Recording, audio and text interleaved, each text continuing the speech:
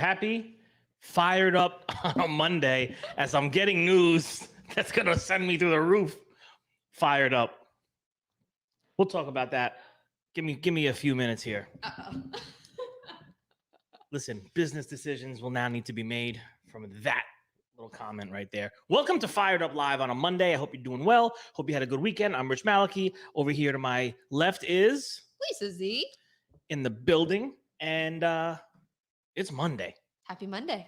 Happy Monday. My Giants lost. Ha. They looked as good as they looked last year. But I won my first fantasy game in football, so that's pretty good. Jalen Hurts came in 61 points for me. Very nice. Killed it. Yes. And Quentin, we got a package on this way down to you. Yes. We just mailed something out for you. So Fed in the building, Taz is in the building, Samantha Hernandez in the building, and Quentin in the building. Welcome. Lots to talk about. Where to begin? I don't know. Well, here's for starters, FedCon. Go to FedCon.com if you haven't. Get your tickets. We're locking in some things with a major manufacturer for a sponsorship. Yes. That's going to be big. Tickets are selling. Now, don't forget, I still have books that I'm going to be giving away. Gary V's new book, 12 and a half. Go get your ticket right now, because if you get the next 11 people that get a ticket are going to get a free book. I'm going to mail it to you and thank you personally. Scrolling on the bottom. Get her done. We released our first major keynote speaker for the conference, Ryan McCarty. Yes, Ryan McCarty. He seems so cool. He is. Yeah, I think he's going to really deliver on the inspirational part and really talk about the culture of good. Talk about the things that I talk about, the things that we all talk about in the Fed group and Fed Nation and stuff. It's the world is evolving. Business is evolving. Companies and businesses need to be more than just what they are, just a company or a business and a job you go to. We need to do better. And as owners or leaders or whatever position we are, if we're in a leadership position, we got to do better. And I think the culture of good, if you go to cultureofgood.com, you'll learn a little bit more about him and his values. Yes. So shout out to Ryan McCarty on a Monday morning. And I know that we're not going to be announcing it right away, but I did want to mention that we also locked in our second huge keynote speaker. Big. We're very excited. And as soon as I get some video back from this speaker, we will, of course, do promo vid, just like I did for Ryan McCarty. And I think you guys might be blown away. You're going to be blown away. We got a big name in the game. So he'll be there, and he'll definitely get you out of your seat.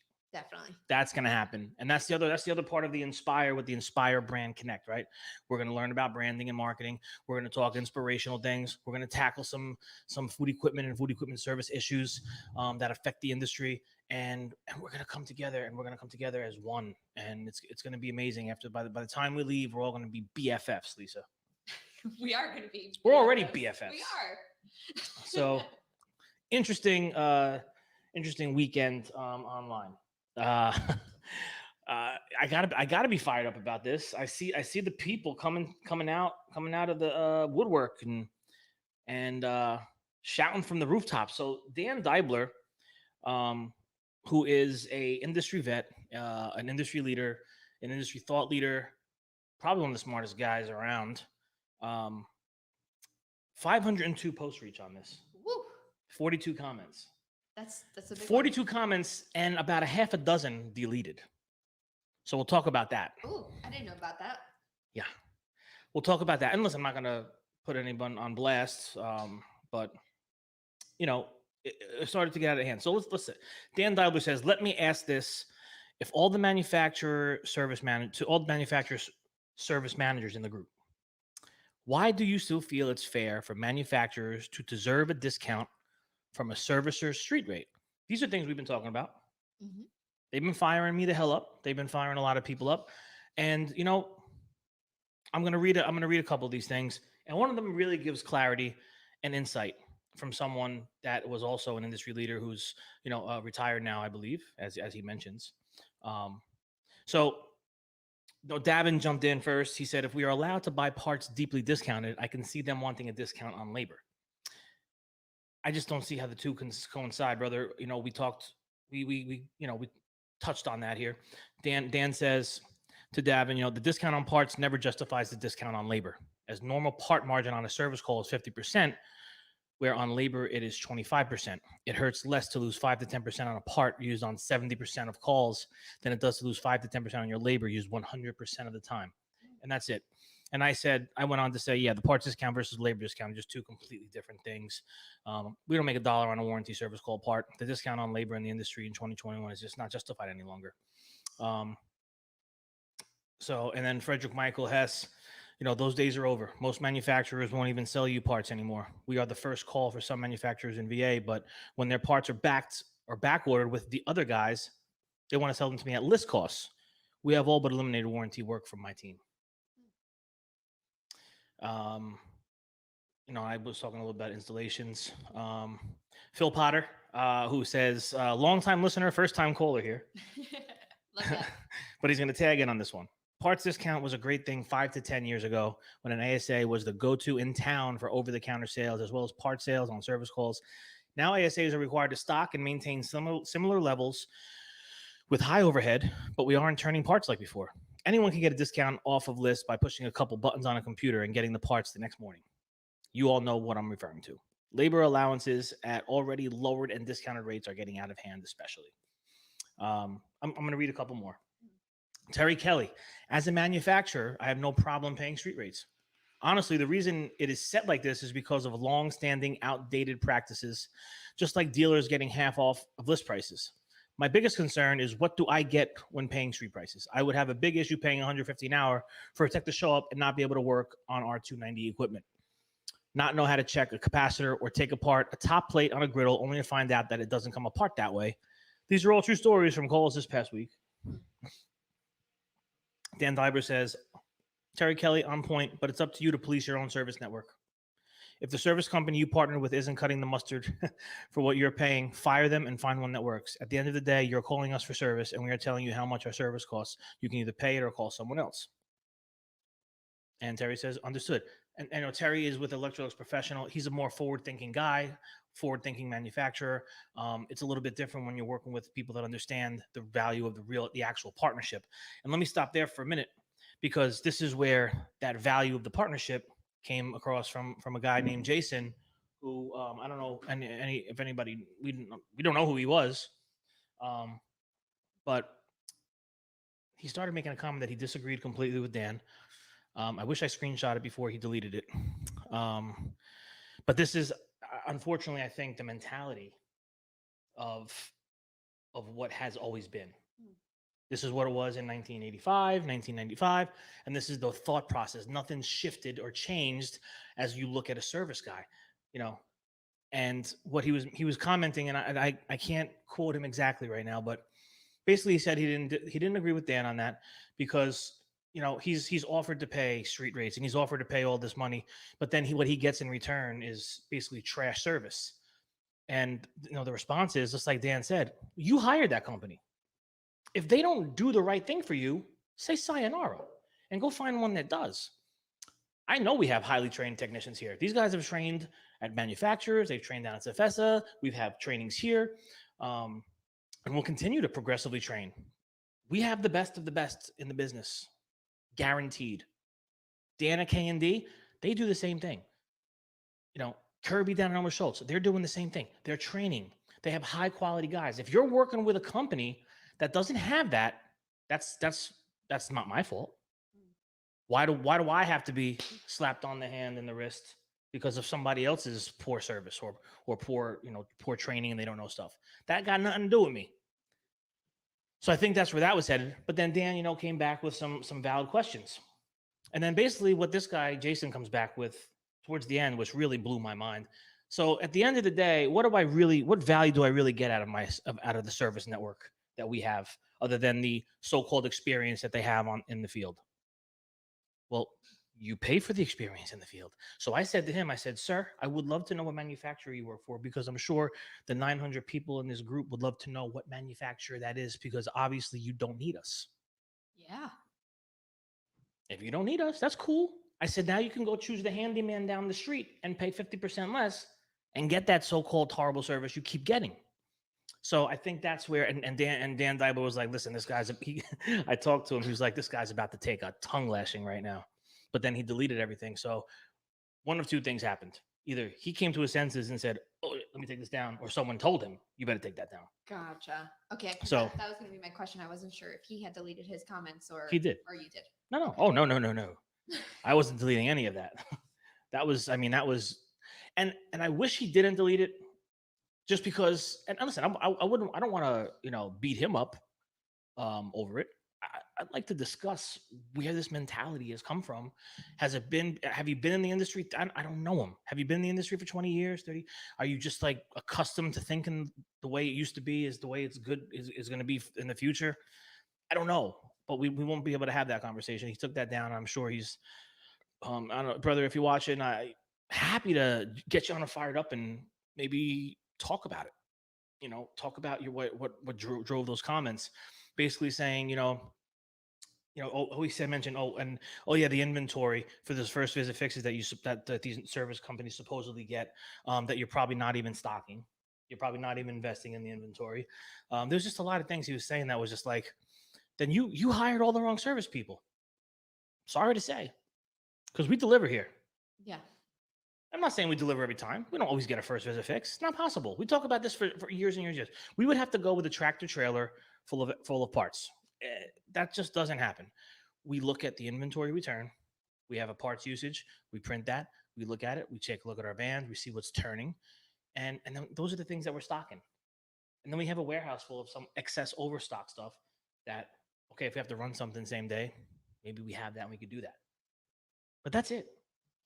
Quentin adds, it's not our fault that a factory signs a nationwide service company that cannot maintain the high standards like we all do, just because it's easier for them to use one provider because they cover the whole country. Okay, and that's another topic of conversation.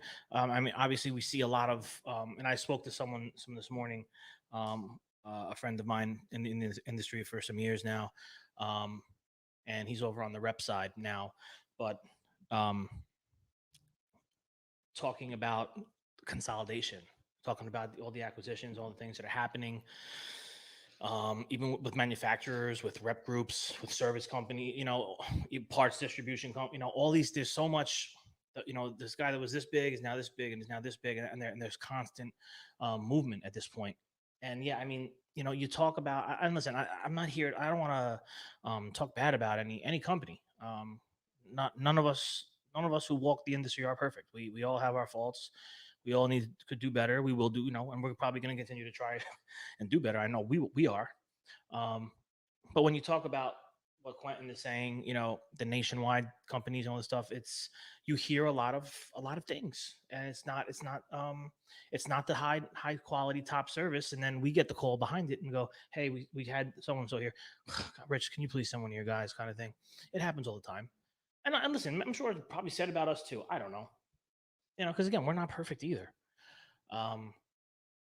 And so it's just interesting to see, and Dan bringing that topic to the front to light. Where we at here? Where we at?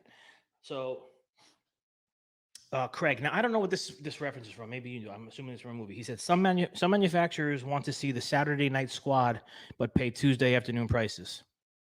What is that from? I didn't look it up. I should have Googled it. I'll have to Google it. It's got to be from a movie. I love it though. Romeo says the answer has to be that you're getting something else from the relationship. Otherwise, it doesn't make sense. And Dan Deibler, Jason Woods, where did you go? I had typed up a 5-paragraph response for you, but you deleted the original response. Dan is a beast. I love it. So this is an important one to read from Dean. I'm retired and can speak freely now. Fair? That has nothing to do with it. There are 2 reasons those street rate discounts still exist. Reason 1, if a manufacturer limits the number of servicers in an area, they should get a discount off street rate because they are helping you gain an advantage for a lifetime customer. You'll get exposure to more customers, and then those customers are then likely yours for life unless you disappoint them. If a manufacturer authorizes anyone and everyone, they shouldn't get a street rate discount. Reason 2, because even the best servicers give manufacturers a street rate discount when they ask. If the best servicers refuse to give manufacturers those street rate discounts, those discounts go away. No manufacturer wants second rate warranty servicers because they do serious damage to manufacturer brand satisfaction and future purchases. If you are a top flight servicers, you have the power to say no to that discount, in my honest opinion. Thank you, Dean. Thank you for your insight. That was amazing insight. So, Mike Reed is commenting. He says, all this contraction, shrinking going on in the industry is making room for us to grow.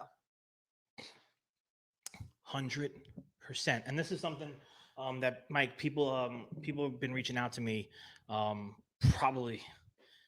I mean, it's September already, all year, going back to January. Rich, what do you think about all this stuff? What do you think about all these acquisitions and these mergers and stuff? Are you worried? Are you know what are you guys doing over in Jersey? Like, what do you? And I'm like, hell no, I'm not worried. I'm not worried. And you want to know why I'm not worried? It's got nothing to do with anything other than I'm confident in my team. I'm confident in our strong presence here in New Jersey, soon to be expanded service area. We'll make that announcement soon. I'm confident. Not overly confident because believe me, we're working every day. I'm paying attention to everything. I like to think when the competition's sleeping, I'm still here grinding. That's what I kind of. I'm always plugged in, and I'm paying attention. I got my ear to the ground, so I like to think that hard work will beat talent. Hard work will beat whatever is about to occur because I'm gonna keep working, however that might look for me in my company, and also the family business touch. We have if all of our guys are healthy, I have 18 guys here on the Jersey side. And I have no doubt we're going to continue to add. So I mean, with our strong customer base here, with a strong presence, with a strong foothold on this market, I only see us building and growing stronger. And we have that personal touch. We talk about Malachi Cares. I don't know if you have a tagline for your business. For us, Malachi Cares is it. Care equals communication. Are we great at it? Nope. Are we getting better at it? Yup. Are we putting things in place upstairs to make sure that we're constantly keeping customers in the loop? Absolutely. I got AIS. I got asses in seats in every desk now. So I love the transparency. Quentin just says all day long, Dean. What you looking for? I don't know. I was looking at comments. Sorry. So yeah, and this is one of those hot topics, right? In the service side, and this has got nothing to do. This is a manufacturer service partnership, and I've had people reach out to me over the past, let's just say, even before pandemic, over the past 24 months, and just saying, Rich, we don't really do much warranty, but I'm kind of been approached by a couple of different manufacturers, different companies, different people reach out. Is it worth doing the warranty work? Is it worth signing up with a manufacturer? And my answer is always yes, but not for the reasons that used to be. What are those reasons now? Get out of your pens and write this down. So is it, like Dean said, is it, you get your foot in the door, you're going to get a new customer, you're going to keep them. I don't look at that as a value anymore. And it's just not, and even talking with people over this past weekend because of that post, we were talking about this. It's not a foot in the door for us anymore. Our feet are in every door if we want them to be. Quite honestly, my foot's in the door.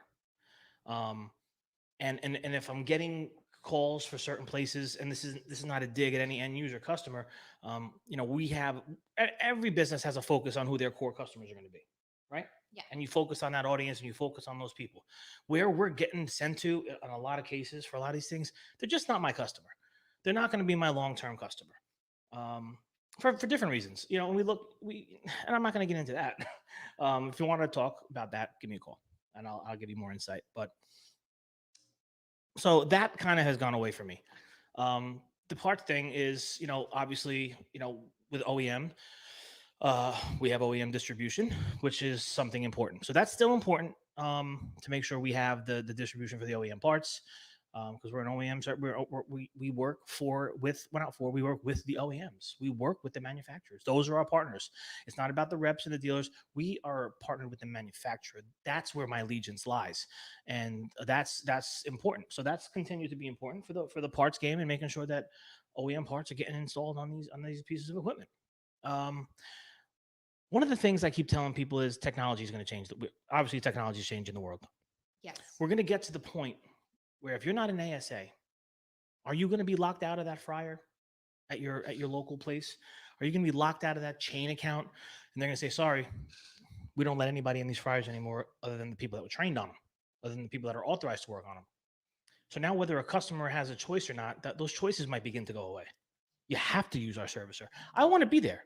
I want to be the manufacturer's representative for the technology, because we're about technology too.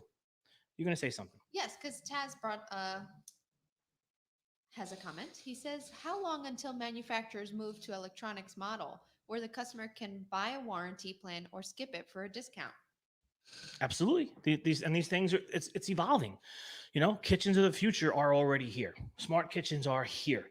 Um, that's going to continue to improve and get bigger and better. And it's going to, technology is going to take the kitchen over. Um, in many cases with these combi ovens and all that stuff, there's a lot of technology already happening. But like I said, there's a lot of important things. Now, as far as warranty and all that stuff, talking about the discount rate, these are things I think as individual companies, we need to sit down and look at that and have an open, honest conversation with each manufacturer, each national service manager, warranty administrator, whoever it might be for that brand, and just explain to them, put it on paper, let them understand this is where we're at. Just like they send us, emails out every 90 days. It feels like at this point of equipment prices going up, parts prices going up, everything's going up, and there's no problem for them to send that out to the market. And you know why? Because it's their business at stake. They have to stay profitable if they are going to be here for the long term. So I get that. I know materials are skyrocketing right now. I was talking to somebody about the lumber prices and stuff like that over the weekend, because there was a condo being built. It was like on halt because like all this lumber. It was like, Oh, I mean, that's everything is crazy. skyrocketed. I get that. Um, but everything skyrocketed here too. If you sat down and looked at my insurances, you'd be floored. Medical, whoa, insane. It is pretty insane. And we pay up 80% of that insane number. Why? Because we have quality people here, and I want quality people to stay here and thrive here. Don't get Josh started on lumber. Oh, I know. Josh has been in building hopefully the Fed after party house, but probably not this time around. But I just wanted to add to Josh says, "Is the whole industry going to shift to the Taylor Mickey D style relationship?" Uh, hmm, Because Mike Reed yeah, also said, "Try working on a Taylor clamshell griddle. See how far you get." you won't get far at all. I mean, that's it. You won't get far at all. We don't work on Taylor. Someone calls here for Taylor, we say call Taylor. So Chris adds, "The only reason we handle warranty is to have the ability to become experts on the equipment." Okay. Excuse me. And that's a great point. Mhm. That I wasn't even gonna throw in the loop there. So Chris, yeah, the more we see it, the better we get at it. And who was I having this conversation with? Jeez, we were talking about being experts on pieces of equipment and being the best at it. Oh Jesus, who the hell was I talking to? Well, here's the bottom line. If you work and you're focused on one piece of equipment, you can be a master at it. Because all you do every day when you wake up is you say, let's just say whatever, rationale combi ovens. Let's just say you work on rationale combi ovens. Your van is full with all the parts for the new iCombis, and the parts for the old SCCs and all that stuff. Okay, you have every part, and you work on that Monday through Friday, 7 a.m. to 7 p.m. And you do that 365 days a year. You are going to become a master technician at a rationale. No one's going to be able to tell you anything. We don't have that in this industry. So we do have to train on equipment. We do have to continue to see it. That is a great point for Chris to say, because if we're working on Hashizaki ice machines, on at 8 a.m. And then that tech, who's a dual tech, say, now he goes over and now he's working on a growing SSB steamer. And from 10 a.m. now, okay, down at noon, now he's working on a Frymaster Love Fryer. Hmm. We see a lot of things. We see a lot of equipment. So to become a master at any of these pieces, this is what the conversation was. The person was telling me it's hard to say that anyone's an actual master. They might be experts and be great at it, but if they're focused on that day in and day out, we have to keep seeing the equipment. We have to keep working on it. And that's one of the things too that you hear a lot about in the industry. After we get trained on this new piece of equipment, we don't see it for a year. And then the technician gets mad at me when I send him on. He's like, Rich, I haven't seen this in a year. I don't remember what the hell I did. So Quentin says, sounds like a topic for the hash round table. Oh, absolutely. I think we all have to band together to fix the labor rate issue. And Josh says, yes. Yeah, and I think it's not a bad thing. I think this is one of those things because I won't name names again. I had a manufacturer demote me to $80 an hour by form of letter out of nowhere. And I've never seen that in my life. And then you want to talk about tiers. Oh, if you're not doing great, you're at 80. If you're doing pretty good, you're at 85. And if you're doing really good, you're at 90. How is that even an incentive when my street rate's $125 an hour? And how do you know what tier you're at? They base it on first visit fixes. Gotcha. Okay. And even when you go back and show the first visit fixes, some things aren't so. There's a gray area. Not everything's black and white. Mm-hmm. So why wasn't this done? Well, because we don't drive around with an expensive $3,000 this, or this was a 2-man job, and this. Oh well, that goes on your report card, and you'll have to talk to us in 90 days when you're up for review again. So keep doing no. So the conversation, unfortunately, with this manufacturer, and I've let it go, and I'm not. We've been busy, quite honestly, but we're going to get to the point, hopefully in the fourth quarter, where we kind of let them know if we're not at $100 an hour here in New Jersey. And it's not that like I'm saying we're going to cut ties, but I have people paying full price. This is what Dan Deibler says all the time. Why would I run to a $75, $80 an hour call when someone's paying me $125 an hour? Yep. They're paying for the service. They're paying that price. We need to respond. Those are the people that need to be taken care of with speed, efficiency. And that's the conversation. So, I don't think this is a bad thing. I think it's just an industry that has kind of been status quo. And I know I'm probably shaking some things up. I'm not doing it to be an a-hole or a D. But you're not doing it alone, because I have two more thoughts here. Right. Quentin says, being an expert troubleshooter is far more important than being good on individual makes and models. And Josh adds, yes, I hate the first visit fix narrative. Hearing it more and more now, and it's becoming more of a marketing scheme, in my opinion. Yeah, and it's one of those things that's those drivers to say, well, if you can't perform on, if you can't get that for us, like understand. And this goes back to parts distribution. I think, if you saw our warehouse, pandemic hit, I gutted it. I was holding on to things for dear life here because I just couldn't throw stuff out. As stuff that still had my dad's handwriting on it, my handwriting on it from like 10, 15 years. Like it's crazy to see the stuff that we kept. But you could barely walk in my warehouse. We have a boatload of parts. I gutted it. I got rid of everything. I still have more than I should. And we're going to continue to consolidate it down to the things that we know we're moving. You lost the parts. We lost the parts distribution. And listen, it's okay. It is what it is. It's over. The industry shifted. The industry changed. I'm not mad at it. And it will continue to change. It will. And I ain't mad at that. Bruce Hodge said at one of the Cefesa management training things, we were talking about service and parts and everything. And Bruce said, you have to distinguish yourself. And this is before things really, really changed. He said, but you have to distinguish yourself. Are you a service company that sells some parts, or are you a parts company that sells some service? We were always a service company that sold some parts. I was never a parts distribution company. Those part sales and those things were kind of like the little cherry on top with the manufacturer partnership. When we had territories and the internet changed the game and all these different things have occurred, and now we're in 2021 and that's all behind us. And whatever, planes don't have rear views for a reason, right? They only care where they're going. They don't care where they've been, right? Right. So I only care where I'm going. That's past. Like the parts, it's over. We're a service company. We're focused on service. Maliki cares, care communication, communicate to the customer, deliver, show up when you're supposed to, have the part. If you don't get the part in and get back within 3 days. Now, listen, that's in a pre-pandemic world. Right now, we're lucky if we get back in 7 days. Um, we're working on it. We're working on it, people. Um, but yeah, I mean, so it's and to Josh's point with my rambling of the parts thing, it does seem like it's almost like one of those marketing schemes, marketing plans to um, to get us to stock more parts, maybe hold more inventory, hold things we may or may not turn.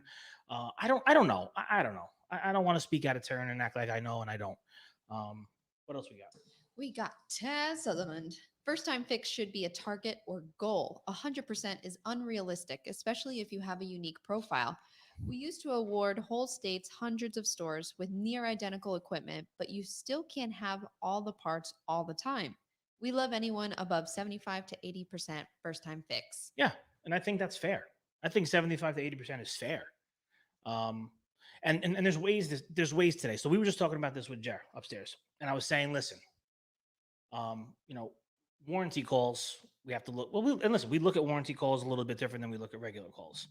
That warranty call, we know we're gonna lose big time if we have to go back, especially if it's something that we're supposed to have. So when we look at these calls, I said, Jared, you got to start looking at these calls, you know, really deeply. And the warranty ones I'm talking about right now specifically. If we're going on XYZ fryer and we know that, this unit, this model, we've seen it before, you better go with that high limit. You better go with that thermostat. You better go with that gas valve. You better go with that thermopile. That's your 75, 80, that's your 80%. That's your 80% right there. And when you look at, combi ovens, okay, detergent pumps, this pump, whatever it might be, let's make sure we got that, especially if we have an error code that's giving us that. Some of this stuff has error codes, right? We have to look at it and we have to make sure. Okay, we don't tech doesn't have this part. Maybe we have it in the warehouse. Maybe we have to order it. Nevertheless, regardless of what that might be, call the customer.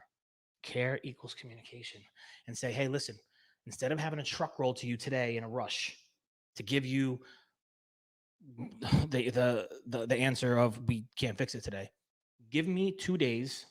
Let me make sure, it might be a day or two, to get that part on the van, get those 3-4 parts on the van. Let me have the opportunity to get that 80%, because you're just going to be wasting and delaying time anyway. My homie Dylan Taylor's in the house. Dylan. Due to the current shortages, we have manufacturers who are not selling stock items, which is causing our first time fixes to decrease. Yeah. Parts, Lisa. A lot of talking here. You are. I wasn't planning on all this talking. Yeah, and that's and it's not just an industry thing, right, Dill? It's not just an industry thing. We're seeing that in a lot of industries. Ford is dealing with it. A lot of us. There's a lot of backlogged stuff. So we just got to work through it. And the customers, I think most of them understand when you give it to them. Because when you walk in a lot of these restaurants, they're dealing with shortages too. I told you like a month or so ago, a local place in town, Jenny was like, hey, let me get a Coke. He's like, is a can okay? She's like, I guess. He's like, yeah. He's like, our distributor said, go buy cans or bottles for now, because we're about 3 weeks away from getting what we need. Wow.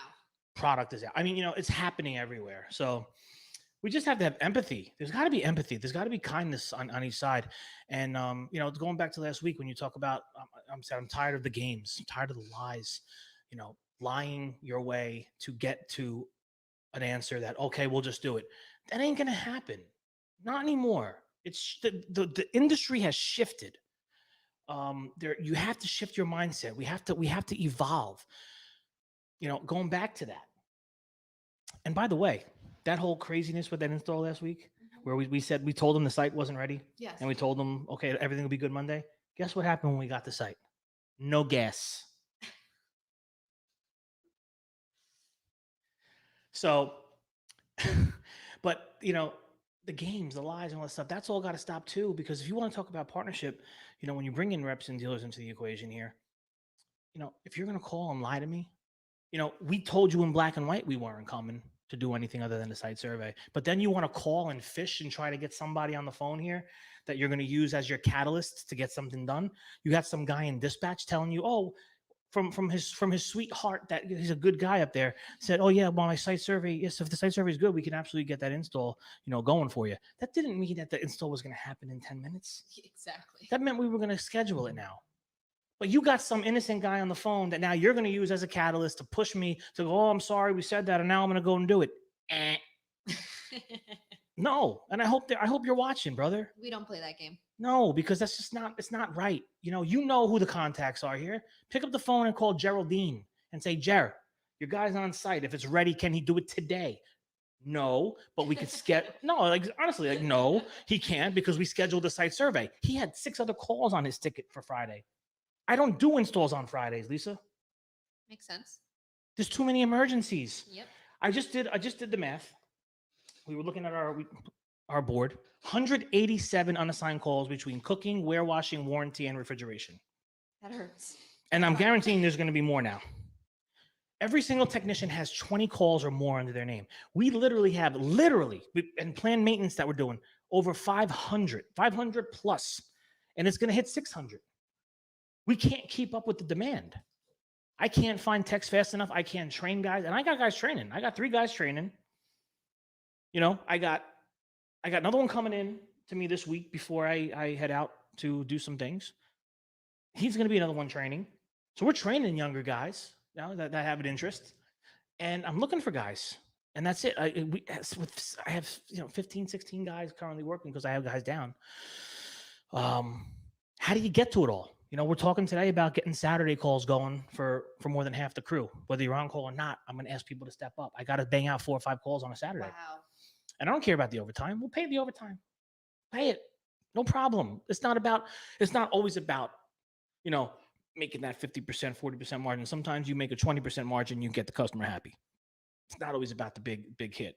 Sometimes you got to it's not always about the home run. So just a lot of stuff going on in the industry. And I think there's a lot of issues that I think that Breakfast Hash Roundtable absolutely. I know Terry Kelly would probably be happy to sit on as a manufacturer, and it's good to have a forward-thinking manufacturer on that panel.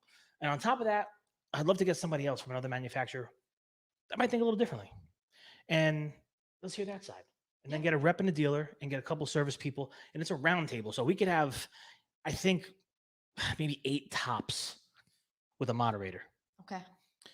Just so we can get a couple of different perspectives, and we'll keep it, make sure we plan it out proper so we could have questions, go through each, and try to find that happy medium. But obviously individually, even though Fed might be pushing the envelope and bringing awareness to a lot of these things, it's going to take, as individual company owners and leaders, you're going to have to do the work in your building. Like, I can't do it for you. We could talk about it, but if you just sit there and like Dean said, if you keep accepting what's coming your way, it's going to keep coming your way. We have to, have those realistic conversations internally with the partnerships that we have. So we can get it going. We could spearhead it. We could get the fire lit and get things the fire going. But I think that's where that would end. Anything else? I don't want to bring this comment in since it's a Seinfeld comment here. George, I got to the site and there was no gas. Jerry, there was no gas. George, I've never been able to start an oven without gas. Jerry, so what did you do? I walked out. Kramer walks in with a tool bag. That would be an amazing scene. Kramer walks in with a tool bag. He's like, giddy up. Josh says that Terry is the example other manufacturers need to follow. Yeah. There's some things that are. Listen, we're in the middle of a massive shift. I mean, you got to expect there to be good changes, bad changes. We're in a shift, generational. And one more comment from Quentin before we wrap this up. Okay. When manufacturer says you have to stock 5K in parts, I ask, why not? Send it to me on consignment. Why not send it to me on consignment? Oh, we can't do that. Well, I can't put 5 to 20 grand out for future dead stock either. Valid. It's valid. And again, you go back to the way it always was. Don't you hate that saying? Yeah. That's the way it always was. Go back to the way it always was. Well, there was protected territories. There was parts it's gone. We can't keep having those. Those answers don't exist to us anymore. We don't get to sell the part over the counter. I don't get to ship 40 boxes out the back door every day. I used to ship 40 out the back door every day. We did 1.5, as a small business in New Jersey. We were running back in the day 6-7 techs, and I used to ship 40. We used to do 1.5 million or so in part sales. We used to ship to Heritage. We were a Montague distributor at the time. We used to ship to a lot of customers. We shipped to FMP, ICS back in the day when it was ICS. We'd had a big parts business for a small company. Gone. 1.5. Done. Do we ship parts out? Yeah, about 4 boxes a day. Wow. We still have a couple of companies in Jersey and the New York area that rely on us to get them some things, and that's cool. We're happy to continue to still do that. So, yep, Janine is fired up, right? She's fired up. She wants to get talking on something right now. So I know, that's why you got to wrap this up. I got to wrap it up. So Josh Zolan, Dylan, if you're still watching, Dylan Taylor, Jeff Victory, Taz Sutherland, if you guys want to do a fired up live takeover, there'll be no shortage of days because I'm going to be unplugged for a couple weeks. Yes. I mean, I'll try to jump on when I can. We definitely will, but it'll be really amazing to see you guys do fired up live. Maybe can we get this background to them somehow? Probably. I don't know if they have the capabilities to do anything with it, but I don't know. We'll figure it out. I'll leave that to you. Yes. All right, leave it to me. Ladies and gentlemen, it's been a day. Fired up on a Monday. It's already 1 p.m. here on the East Coast. I got a lot still to figure out and I got to go do. That's it. Go to FedCon.com, get your tickets. Next 11 tickets, get a free book from Gary Vee. I'm going to send it to you myself. It's the book entitled 12 and a half. And next 11 tickets sold. Free book coming to you from me as an appreciation. I got the Amazon gift cards for the first 3 tickets sold to Corey, Chris, and Dylan. I got to get them out, and I will. I will get those Amazon gift cards out as a thank you. And yeah, that's about it, Lise. That's it. So we'll see you again tomorrow for sure. Stay fired up, and yeah, make today count. Over and out. Peace.